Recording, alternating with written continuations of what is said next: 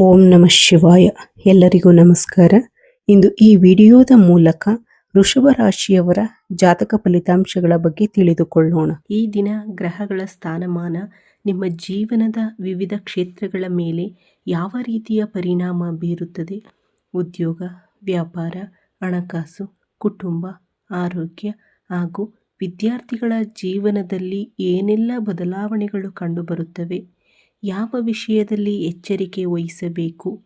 ಯಾವ ಕ್ಷೇತ್ರದಲ್ಲಿ ಉತ್ತಮ ಅವಕಾಶಗಳು ದೊರೆಯಬಹುದು? ಕೊನೆಯಲ್ಲಿ ಯಾವ ಪರಿಹಾರವನ್ನು ಮಾಡಿದರೆ ಈ ದಿನ ಇನ್ನಷ್ಟು ಶುಭಕರವಾಗಬಹುದು ಎಂಬುದನ್ನು ವಿವರವಾಗಿ ತಿಳಿದುಕೊಳ್ಳೋಣ. ಮೊದಲು ನಿಮ್ಮ ರಾಶಿಯ ಗ್ರಹ ಸ್ಥಿತಿಯನ್ನು ನೋಡೋಣ. ಈ ದಿನ ಶುಕ್ರನು ಚತುರ್ಭಾವದಲ್ಲಿ ಸ್ಥಾನ ಪಡೆದಿದ್ದಾನೆ. ಜ್ಯೋತಿಷ್ಯ ಶಾಸ್ತ್ರದಲ್ಲಿ ಚತುರ್ಥ ಭಾವದಲ್ಲಿರುವ ಶುಕ್ರನಿಗೆ ದಿಗ್ಬಲ ಲಭಿಸುತ್ತದೆ ಎಂದು ಹೇಳಲಾಗುತ್ತದೆ. ದಿಗ್ಬಲ ಎಂದರೆ ಗ್ರಹ ತನ್ನ ಸಹಜ ಶುಭ ಫಲಗಳನ್ನು ಇನ್ನಷ್ಟು ಬಲವಾಗಿ ನೀಡುವ ಸ್ಥಿತಿ. ಸಾಮಾನ್ಯವಾಗಿ ಇದರಿಂದ ಮನೆ, ಕುಟುಂಬ, ವಾಹನ, ಆಸ್ತಿ, ಸೌಕರ್ಯ, ಮನಸ್ಸಿನ ನೆಮ್ಮದಿ ಹಾಗೂ ಭೌತಿಕ ಸುಖಗಳಲ್ಲಿ ಉತ್ತಮ ಬೆಳವಣಿಗೆಗಳು ಕಾಣಿಸಿಕೊಳ್ಳುವ ಸಾಧ್ಯತೆ ಇರುತ್ತದೆ. ಆದರೆ ಇಲ್ಲಿ ಒಂದು ಪ್ರಮುಖ ವಿಷಯವಿದೆ. ಈ ಶುಕ್ರನೊಂದಿಗೆ ಕೇತು ಗ್ರಹದ ಸಂಯೋಗ ಉಂಟಾಗಿದೆ. ಇದೇ ಕಾರಣಕ್ಕೆ ಕೆಲವು ಮಿಶ್ರ ಫಲಗಳು ಕಂಡುಬರುವ ಸಾಧ್ಯತೆ ಇದೆ. ಕೇತು ಎಂದರೆ ಕೇವಲ ವೈರಾಗ್ಯ ಅಥವಾ ಸನ್ಯಾಸದ ಸಂಕೇತ ಮಾತ್ರವಲ್ಲ. ಕೆಲವೊಮ್ಮೆ ನಾವು ಮಾಡುತ್ತಿರುವ ಕೆಲಸದ ಮೇಲಿನ ಆಸಕ್ತಿ ಕಡಿಮೆಯಾಗುವುದು, ಆರಂಭದಲ್ಲಿ ತುಂಬ ಉತ್ಸಾಹದಿಂದ ಶುರು ಮಾಡಿದ ಕೆಲಸವನ್ನು ಮಧ್ಯದಲ್ಲೇ ಬಿಡಬೇಕು ಎನ್ನುವ ಮನಸ್ಥಿತಿ ಉಂಟಾಗುವುದೂ ಕೂಡ ಕೇತು ಪ್ರಭಾವದ ಒಂದು ರೂಪವಾಗಿದೆ.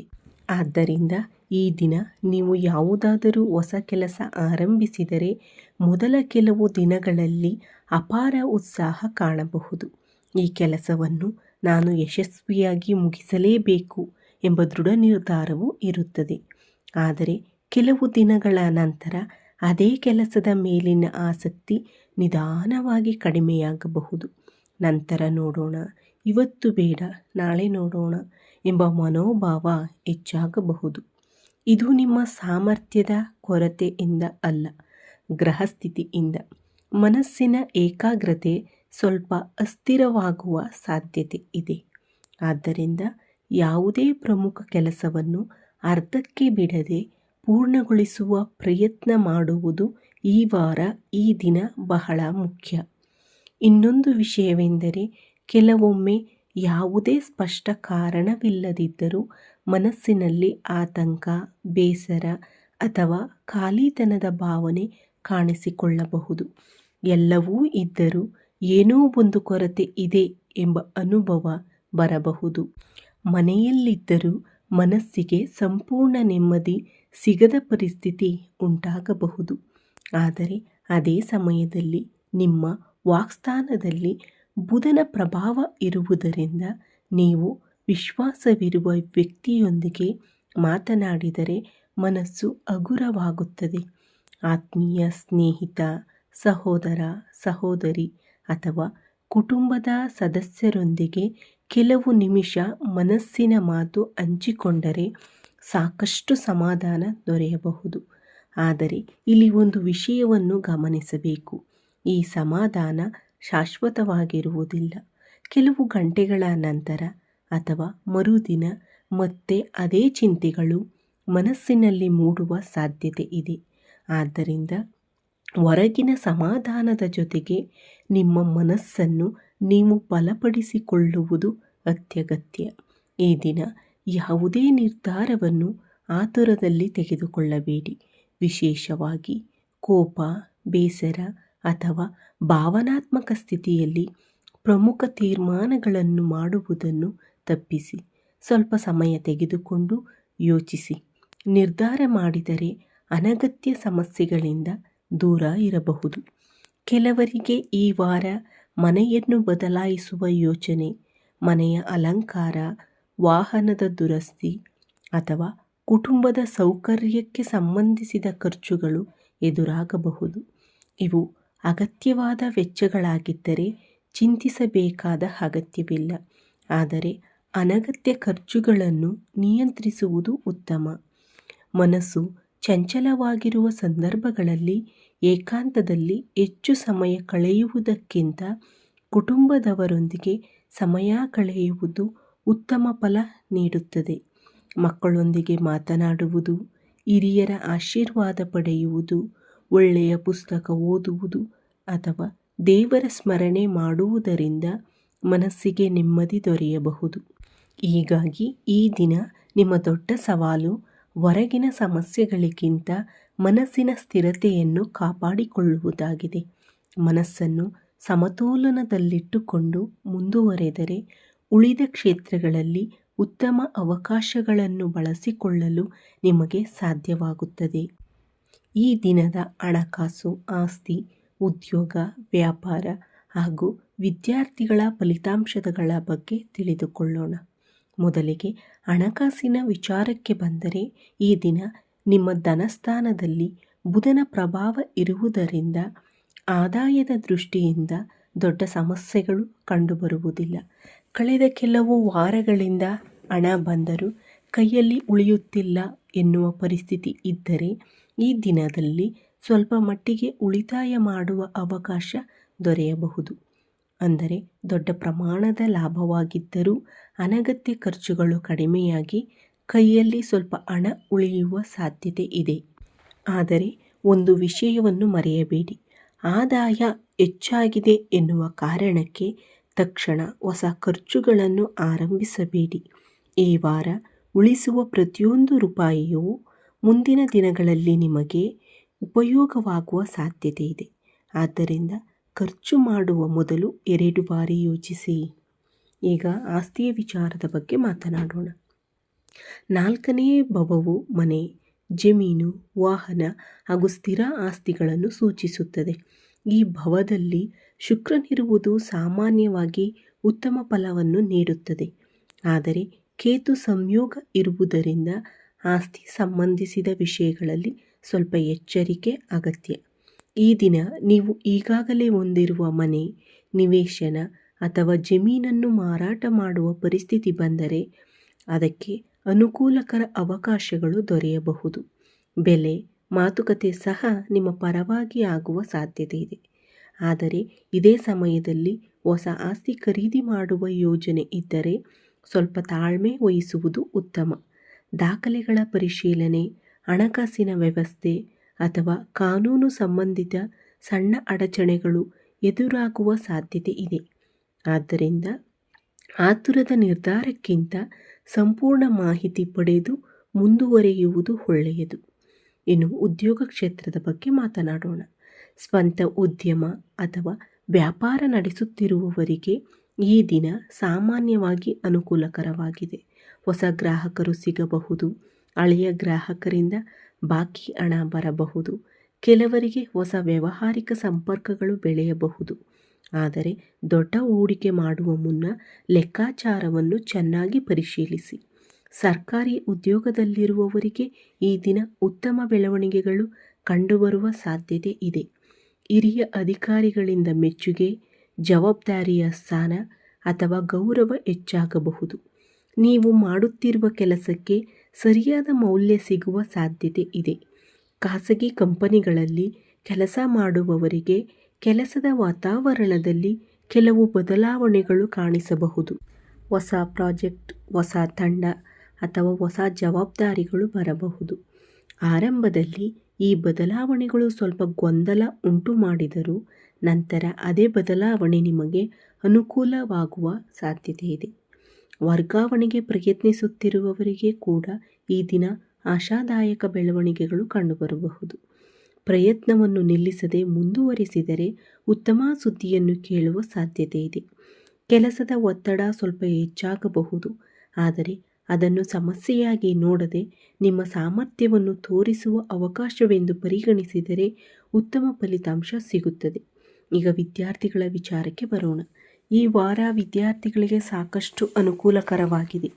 ಓದಿದ ಮೇಲೆ ಗಮನ ಚೆನ್ನಾಗಿರುತ್ತದೆ. ತರಗತಿಯಲ್ಲಿ ಕಲಿತ ವಿಷಯಗಳು ಸುಲಭವಾಗಿ ಅರ್ಥವಾಗುತ್ತವೆ. ಓದಿದ ವಿಷಯಗಳು ಹೆಚ್ಚು ಕಾಲ ನೆನಪಿನಲ್ಲಿ ಉಳಿಯುವ ಸಾಧ್ಯತೆ ಇದೆ. ಸ್ಪರ್ಧಾತ್ಮಕ ಪರೀಕ್ಷೆಗಳಿಗೆ ತಯಾರಿ ನಡೆಸುತ್ತಿರುವವರಿಗೆ ಸಹ ಇದು ಉತ್ತಮ ಸಮಯವಾಗಿದೆ. ನಿರಂತರ ಅಭ್ಯಾಸ ಮಾಡಿದರೆ ಉತ್ತಮ ಫಲಿತಾಂಶ ಪಡೆಯುವ ಸಾಧ್ಯತೆ ಇದೆ. ಆದರೆ ಇಲ್ಲಿ ಕೂಡ ಶುಕ್ರ ಕೇತು ಸಂಯೋಗದ ಪರಿಣಾಮ ಕಾಣಿಸಬಹುದು. ಕೆಲವೊಮ್ಮೆ ಇನ್ನೂ ಸಮಯ ಇದೆ, ನಾಳೆಯಿಂದ ಓದೋಣ, ಸ್ವಲ್ಪ ಹೊತ್ತಿನ ನಂತರ ಶುರು ಮಾಡುತ್ತೇನೆ ಎಂಬ ಮನೋಭಾವ ಸಮಯವನ್ನು ವ್ಯರ್ಥ ಮಾಡಬಹುದು. ಆದ್ದರಿಂದ ಈ ವಾರ ವಿದ್ಯಾರ್ಥಿಗಳು ಸಮಯದ ಮೌಲ್ಯವನ್ನು ಅರಿತು ಪ್ರತಿದಿನ ನಿಗದಿತ ವೇಳಾಪಟ್ಟಿಯಂತೆ ಓದುವುದು ಉತ್ತಮ. ಮೊಬೈಲ್, ಸಾಮಾಜಿಕ ಜಾಲತಾಣ ಅಥವಾ ಅನಗತ್ಯ ಮನೋರಂಜನೆಗೆ ಹೆಚ್ಚು ಸಮಯ ನೀಡುವುದನ್ನು ಕಡಿಮೆ ಮಾಡಿದರೆ ನಿಮ್ಮ ಸಾಧನೆ ಇನ್ನಷ್ಟು ಉತ್ತಮವಾಗಿರುತ್ತದೆ. ಒಟ್ಟಾರೆ ನೋಡಿದರೆ ಹಣಕಾಸಿನಲ್ಲಿ ಸ್ಥಿರತೆ, ಉದ್ಯೋಗದಲ್ಲಿ ಅವಕಾಶಗಳು, ವ್ಯಾಪಾರದಲ್ಲಿ ಕ್ರಮೇಣ ಬೆಳವಣಿಗೆ ಹಾಗೂ ವಿದ್ಯಾರ್ಥಿಗಳಿಗೆ ಉತ್ತಮ ಅಧ್ಯಯನ ಯೋಗ ಈ ದಿನ ಕಂಡುಬರುತ್ತದೆ. ಆದರೆ ಯಾವುದೇ ಕ್ಷೇತ್ರದಲ್ಲೂ ಆತುರದ ನಿರ್ಧಾರಗಳನ್ನು ತೆಗೆದುಕೊಳ್ಳದೆ ತಾಳ್ಮೆಯಿಂದ ಮುಂದುವರೆದರೆ ಈ ದಿನ ಶುಭ ಫಲಗಳನ್ನು ಇನ್ನಷ್ಟು ಉತ್ತಮವಾಗಿ ಅನುಭವಿಸಬಹುದು. ಇದೀಗ ಕುಟುಂಬ ಜೀವನ, ದಾಂಪತ್ಯ, ಆರೋಗ್ಯ ಹಾಗೂ ಈ ದಿನದ ಪ್ರಮುಖ ಪರಿಹಾರಗಳ ಬಗ್ಗೆ ತಿಳಿದುಕೊಳ್ಳೋಣ. ಈ ರಾಶಿಯವರಿಗೆ ಈ ವಾರ ಮಂಗಳ ಗ್ರಹದ ಪ್ರಭಾವ ಸ್ವಲ್ಪ ಹೆಚ್ಚಾಗಿರುವುದರಿಂದ ಮನಸ್ಸಿನಲ್ಲಿ ಸಣ್ಣ ವಿಷಯಗಳನ್ನು ದೊಡ್ಡದಾಗಿ ಯೋಚಿಸುವ ಸ್ವಭಾವ ಕಾಣಿಸಬಹುದು. ಯಾರಾದರೂ ನಿಮ್ಮ ಬಗ್ಗೆ ಏನಾದರೂ ಮಾತನಾಡುತ್ತಿದ್ದರೆ ಎಂದು ತಿಳಿದರೆ ಅದನ್ನು ಹೆಚ್ಚು ಮನಸ್ಸಿಗೆ ತೆಗೆದುಕೊಳ್ಳುವ ಸಾಧ್ಯತೆ ಇದೆ. ವಾಸ್ತವದಲ್ಲಿ ಅದು ಅಷ್ಟೊಂದು ದೊಡ್ಡ ವಿಷಯವಾಗಿರದೇ ಇದ್ದರೂ ಮನಸ್ಸು ಅದನ್ನೇ ಮರು ಯೋಚಿಸಿ ಅನಗತ್ಯ ಒತ್ತಡವನ್ನು ಉಂಟು ಮಾಡಬಹುದು. ಕೆಲವರಿಗೆ ನಾನು ಅಂದುಕೊಂಡ ಸಮಯಕ್ಕೆ ಕೆಲಸ ಆಗಲಿಲ್ಲ, ನನ್ನ ಪ್ರಯತ್ನಕ್ಕೆ ಸರಿಯಾದ ಫಲ ಸಿಗಲಿಲ್ಲ, ನನ್ನನ್ನು ಯಾರೂ ಅರ್ಥ ಮಾಡಿಕೊಳ್ಳುತ್ತಿಲ್ಲ ಎಂಬ ಭಾವನೆ ಬರಬಹುದು. ಇಂತಹ ಯೋಚನೆಗಳು ಬಂದಾಗ ತಕ್ಷಣ ನಿರಾಶರಾಗಬೇಡಿ. ಕೆಲವೊಮ್ಮೆ ಗ್ರಹಗಳ ಪ್ರಭಾವದಿಂದ ಮನಸ್ಸು ಹೆಚ್ಚು ಸೂಕ್ಷ್ಮವಾಗಿ ಪ್ರತಿಕ್ರಿಯಿಸುತ್ತದೆ. ಆದ್ದರಿಂದ ಪ್ರತಿಯೊಂದು ಸಣ್ಣ ಘಟನೆಯನ್ನು ಜೀವನದ ದೊಡ್ಡ ಸಮಸ್ಯೆಯಾಗಿ ಪರಿಗಣಿಸುವ ಅಗತ್ಯವಿಲ್ಲ. ದಾಂಪತ್ಯ ಜೀವನದಲ್ಲಿಯೂ ಸಹ ತಾಳ್ಮೆ ಬಹಳ ಮುಖ್ಯ. ಜೀವನ ಸಂಗಾತಿಯೊಂದಿಗೆ ಮಾತನಾಡುವಾಗ ಮಾತಿನ ಆಯ್ಕೆಯಲ್ಲಿ ಜಾಗರೂಕರಾಗಿರಿ. ಸಣ್ಣ ಭಿನ್ನಾಭಿಪ್ರಾಯಗಳು ಬಂದರೂ ಅದನ್ನು ದೊಡ್ಡ ಜಗಳಗಳನ್ನಾಗಿ ಮಾಡದೆ ಶಾಂತವಾಗಿ ಮಾತುಕತೆಯ ಮೂಲಕ ಪರಿಹರಿಸಲು ಯತ್ನಿಸಿ. ಪರಸ್ಪರ ವಿಶ್ವಾಸ ಮತ್ತು ಸಹಕಾರ ಇದ್ದರೆ ಯಾವುದೇ ಸಮಸ್ಯೆಯನ್ನು ಹೆಚ್ಚು ಕಾಲ ಉಳಿಯುವುದಿಲ್ಲ. ಕುಟುಂಬದಲ್ಲಿ ಹಿರಿಯರ ಸಲಹೆಗೆ ಗೌರವ ನೀಡುವುದು ಈ ದಿನ ನಿಮಗೆ ಒಳಿತನ್ನು ಮಾಡಬಹುದು. ಕೆಲವೊಮ್ಮೆ ಅವರ ಅನುಭವವೇ ನಿಮ್ಮ ಮುಂದಿನ ನಿರ್ಧಾರಗಳಿಗೆ ಸರಿಯಾದ ದಾರಿ ತೋರಿಸುತ್ತದೆ.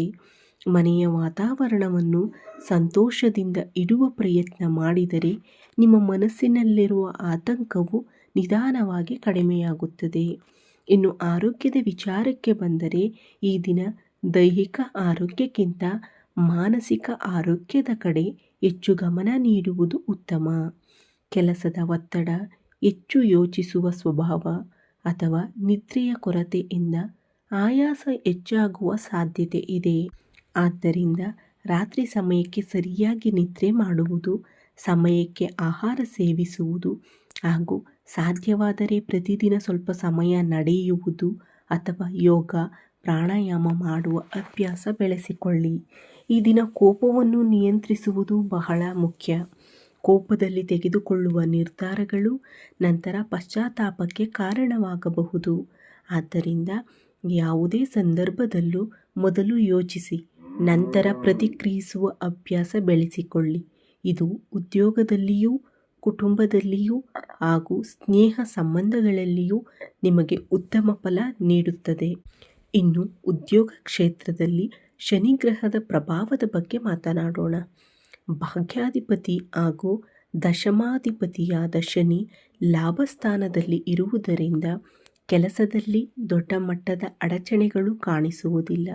ನಿಮ್ಮ ಮೇಲೆ ನೀಡಲಾದ ಜವಾಬ್ದಾರಿಗಳನ್ನು ನೀವು ಯಶಸ್ವಿಯಾಗಿ ನಿರ್ವಹಿಸುವ ಸಾಮರ್ಥ್ಯವನ್ನು ಹೊಂದಿರುತ್ತೀರಿ. ಆದರೆ ಒಂದು ವಿಷಯ ಮಾತ್ರ ನೀವು ಗಮನಿಸಬೇಕು. ಕೆಲಸಗಳು ನಿರೀಕ್ಷಿಸಿದ ಸಮಯಕ್ಕಿಂತ ಸ್ವಲ್ಪ ತಡವಾಗಿ ಪೂರ್ಣಗೊಳ್ಳುವ ಸಾಧ್ಯತೆ ಇದೆ. ಕೆಲವೊಮ್ಮೆ ನೀವು ತಡವಾಗಿ ಆರಂಭಿಸಬಹುದು ಅಥವಾ ಆರಂಭಿಸಿದ ನಂತರ ಮಧ್ಯದಲ್ಲಿ ಸಣ್ಣ ಅಡಚಣೆಗಳು ಎದುರಾಗಬಹುದು. ಇದರಿಂದ ಆತಂಕ ಪಡುವ ಅಗತ್ಯವಿಲ್ಲ. ತಾಳ್ಮೆಯಿಂದ ಕೆಲಸ ಮುಂದುವರಿಸಿದರೆ ಕೊನೆಗೆ ಉತ್ತಮ ಫಲ ದೊರೆಯುತ್ತದೆ. ಪ್ರತಿದಿನ ಬೆಳಿಗ್ಗೆ ಅಥವಾ ಸಂಜೆ ಸಮಯದಲ್ಲಿ ಶ್ರೀ ಮಹಾಲಕ್ಷ್ಮಿ ಅಷ್ಟೋತ್ತರವನ್ನು ಭಕ್ತಿಯಿಂದ ಪಠಿಸುವುದು ಉತ್ತಮ. ಸಾಧ್ಯವಾದರೆ ಲಕ್ಷ್ಮೀ ಮಂತ್ರವನ್ನು ಕನಿಷ್ಠ 11 ಅಥವಾ 21 ಬಾರಿ ಜಪಿಸಬೇಕು. ಇದರಿಂದ ಮನಸ್ಸಿಗೆ ಶಾಂತಿ, ಆತ್ಮವಿಶ್ವಾಸ ಹಾಗೂ ಸಕಾರಾತ್ಮಕ ಚಿಂತನೆ ಹೆಚ್ಚಾಗುತ್ತದೆ ಎಂದು ನಂಬಲಾಗಿದೆ. ಇದರ ಜೊತೆಗೆ ಶ್ರೀ ಗಣಪತಿ ಅಷ್ಟೋತ್ತರವನ್ನು ಪಠಿಸುವುದರಿಂದ ವಿಘ್ನಗಳು ದೂರವಾಗಲಿ ಎಂದು ಪ್ರಾರ್ಥಿಸಬಹುದು. ಯಾವುದೇ ಹೊಸ ಕೆಲಸವನ್ನು ಆರಂಭಿಸುವ ಮೊದಲು ಗಣಪತಿಯನ್ನು ಸ್ಮರಿಸುವುದು ಶುಭಕರವೆಂದು ಪರಿಗಣಿಸಲಾಗುತ್ತದೆ. ಈ ದಿನ ನಿಮ್ಮ ಶಕ್ತಿಗೆ ಅನುಗುಣವಾಗಿ ಒಣ ಅವರೆಕಾಳು ದಾನ ಮಾಡುವುದು ಅಥವಾ ಅಗತ್ಯವಿರುವವರಿಗೆ ಅನ್ನದಾನ, ವಸ್ತ್ರದಾನ ಅಥವಾ ಸೇವಾ ಕಾರ್ಯ ಮಾಡುವುದು ಶುಭಕರವೆಂದು ಹೇಳಲಾಗಿದೆ. ದಾನ ಮಾಡುವಾಗ ಫಲದ ನಿರೀಕ್ಷೆಗಿಂತ ಸೇವಾ ಮನೋಭಾವ ತುಂಬ ಮುಖ್ಯ ಎಂಬುದನ್ನು ನೆನಪಿನಲ್ಲಿಟ್ಟುಕೊಳ್ಳಿ. ಒಟ್ಟಾರೆ ನೋಡಿದರೆ ಈ ದಿನ ಮಿಶ್ರ ಫಲಗಳ ದಿನವಾಗಿದ್ದರೂ ಹೆಚ್ಚಿನ ಕ್ಷೇತ್ರಗಳಲ್ಲಿ ಧನಾತ್ಮಕ ಬೆಳವಣಿಗೆಗಳ ಸಾಧ್ಯತೆ ಇದೆ. ಮನಸ್ಸನ್ನು ಸ್ಥಿರವಾಗಿಟ್ಟುಕೊಂಡು ಆತುರದ ನಿರ್ಧಾರಗಳನ್ನು ತಪ್ಪಿಸಿ ಅವಕಾಶಗಳನ್ನು ಸರಿಯಾಗಿ ಬಳಸಿಕೊಂಡರೆ ಉತ್ತಮ ಫಲಗಳನ್ನು ಪಡೆಯಬಹುದು. ಉದ್ಯೋಗದಲ್ಲಿ ಪ್ರಗತಿ, ಹಣಕಾಸಿನ ಸ್ವಲ್ಪ ಸ್ಥಿರತೆ, ವಿದ್ಯಾರ್ಥಿಗಳಿಗೆ ಉತ್ತಮ ಅಧ್ಯಯನ ಯೋಗ ಹಾಗೂ ಕುಟುಂಬದ ಬೆಂಬಲ ನಿಮಗೆ ಬಲವಾಗಿರಲಿದೆ. ಸ್ನೇಹಿತರೆ, ಇವು ಜ್ಯೋತಿಷ್ಯ ಶಾಸ್ತ್ರದ ಆಧಾರದ ಮೇಲೆ ಹೇಳಲಾಗುವ ಸಾಮಾನ್ಯ ಫಲಿತಾಂಶಗಳು. ಪ್ರತಿಯೊಬ್ಬರ ವೈಯಕ್ತಿಕ ಜಾತಕ, ದಶೆ ಮತ್ತು ಗೋಚಾರಗಳ ಆಧಾರದ ಮೇಲೆ ಫಲಗಳಲ್ಲಿ ವ್ಯತ್ಯಾಸ ಕಂಡುಬರಬಹುದು. ಆತ್ಮವಿಶ್ವಾಸದಿಂದ ಆರಂಭಿಸಿ ಸಕಾರಾತ್ಮಕ ಚಿಂತನೆಯೊಂದಿಗೆ ಮುಂದುವರಿಯಿರಿ. ದೇವರ ಅನುಗ್ರಹ, ನಿಮ್ಮ ಪರಿಶ್ರಮ ಹಾಗೂ ಸರಿಯಾದ ನಿರ್ಧಾರಗಳು ನಿಮ್ಮ ಯಶಸ್ಸಿನ ಪ್ರಮುಖ ಆಧಾರವಾಗಲಿ ಎಂಬುದು ನಮ್ಮ ಆರೈಕೆ. ಈ ವಿಡಿಯೋ ನಿಮಗೆ ಇಷ್ಟವಾದರೆ ಲೈಕ್ ಮಾಡಿ, ನಿಮ್ಮ ಅಭಿಪ್ರಾಯವನ್ನು ಕಾಮೆಂಟ್ನಲ್ಲಿ ತಿಳಿಸಿ. ಇಂತಹ ಭವಿಷ್ಯದ ಮಾಹಿತಿಗಳಿಗಾಗಿ ನಮ್ಮ ಚಾನಲನ್ನು ಸಬ್ಸ್ಕ್ರೈಬ್ ಮಾಡಿ ಹಾಗೂ ನಿಮ್ಮ ಸ್ನೇಹಿತರು ಹಾಗೂ ಕುಟುಂಬದವರೊಂದಿಗೆ ಈ ವಿಡಿಯೋವನ್ನು ಹಂಚಿಕೊಳ್ಳಿ. ಧನ್ಯವಾದಗಳು. ಮತ್ತೆ ಮುಂದಿನ ವಿಡಿಯೋದಲ್ಲಿ ಭೇಟಿಯಾಗೋಣ. ಶುಭವಾಗಲಿ. ಜೈ ಶ್ರೀರಾಮ್, ಜೈ ಹನುಮಾನ್.